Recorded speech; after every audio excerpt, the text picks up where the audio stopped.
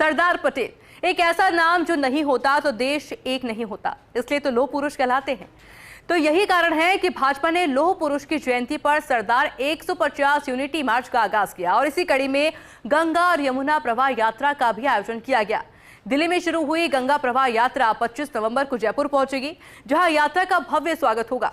वहीं शहीद स्मारक पर 26 नवंबर सुबह 9 बजे यात्रा को मुख्यमंत्री बचूलाल शर्मा रवाना करेंगे। रिपोर्ट देखिए।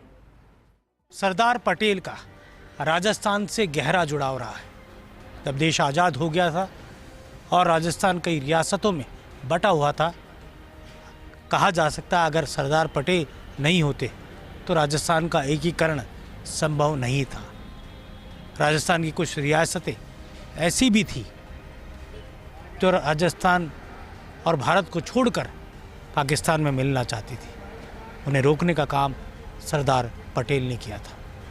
यही कारण है कि भारतीय जनता पार्टी सरदार पटेल के नाम को अलग तरीके से प्रवाहित कर रही है और जन जन के बीच में बताने की कोशिश कर रही है कि कांग्रेस ने सरदार पटेल के नाम को भुलाने का काम किया, लेकिन भारतीय जनता पार्टी उसे जनाने का काम कर रही है। देखते हैं खास रिपोर्ट। आजादी के समय राजस्थान में 19 बड़ी रियासतें, 3 ठिकाने चीफ शिप और एक केंद्र शासित प्रदेश अजमेर मेरवाड़ा थे। सरदार पटेल ने कूटनीति, दूरदर्शिता और दृढ़ संकल्प से इन रियासतों के शासकों को भारतीय संघ में विलय के लिए राजी किया। कुछ रियासतें जैसे जोधपुर पाकिस्तान में शामिल होने या स्वतंत्र रहने की कोशिश कर रही थी, लेकिन पटेल ने प्रभावी ढंग से बातचीत करके उन्हें भारत में विलय के लिए मना लिया। चरणबद्ध रूप से राजस्थान का एकीकरण 7 चरणों में 18 मार्च 1948 से शुरू होकर 1 नवंबर 1956 को पूरा किया। इसमें कुल 8 वर्ष 7 माह 14 दिन लगे। 30 मार्च 1949 को पटेल ने बृहद राजस्थान का विधिवत उद्घाटन किया, जिसमें जयपुर, जोधपुर, बीकानेर और जैसलमेर जैसी बड़ी रियासतें शामिल हुई। इस दिन को राजस्थान दिवस के रूप में मनाया जाता है। उन्होंने विलय पत्र के माध्यम से शासकों को कुछ अधिकार और प्रिवी पर्स जैसे प्रोत्साहन देकर विलय को आसान बनाया था। आज के राजस्थान की तस्वीर को बनाने में सरदार पटेल का योगदान अहम रहा। यही कारण है कि भाजपा की सरदार 150 यूनिटी मार्च का जयपुर में भव्य स्वागत होगा।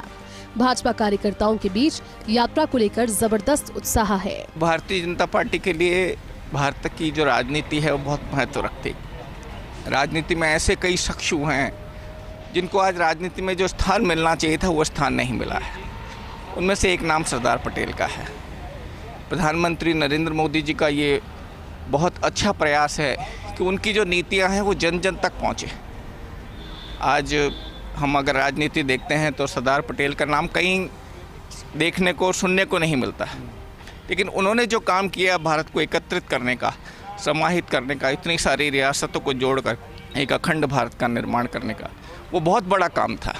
उसको जन जन तक पहुंचाना, युवा को उसके माध्यम से संस्कारित करना, देश के बारे में बताना, ये प्रधानमंत्री जी का प्रयास है।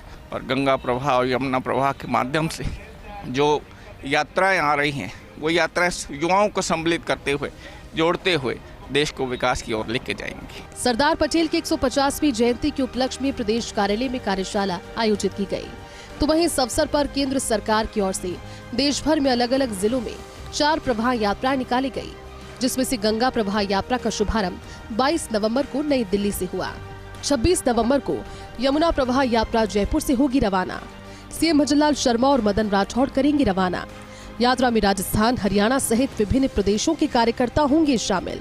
नर्मदा प्रवाह यात्रा नागपुर से और गोदावरी प्रवाह मुंबई से होगी रवाना। प्रवाह यात्रा विभिन्न राज्यों से होते हुए गुजरात के केवड़िया में पहुंचेगी। यमुना प्रवाह जयपुर से पुष्कर, जैतारण, जोधपुर, पाली, माउंट आबू होते हुए गुजरात में करेगी प्रवेश। 2 दिवसीय पैदल मार्च के बाद स्टैच्यू ऑफ यूनिटी केवड़िया में यात्रा का होगा समापन। राजस्थान की भारतीय जनता पार्टी ने पूरी तैयारी कर रखी है गंगा और यमुना प्रवाह यात्राओं के मद्देनज़र। कहा जा सकता है कि इन यात्राओं के ज़रिए सरदार पटेल के संदेश को उस युवा तक पहुंचाना है जो नई पीढ़ी भी कहा जाता है। दिल्ली से लेकर और गुजरात के केवड़िया तक यात्रा बीच में राजस्थान से होकर आएगी और इस दौरान भारतीय जनता पार्टी का राजस्थान का कार्यकर्ता पलक पावड़े बिछाकर उस यात्रा का स्वागत करेगा। कैमरा जर्नलिस्ट तीरथ के साथ योगेश शर्मा, फर्स्ट इंडिया, जयपुर।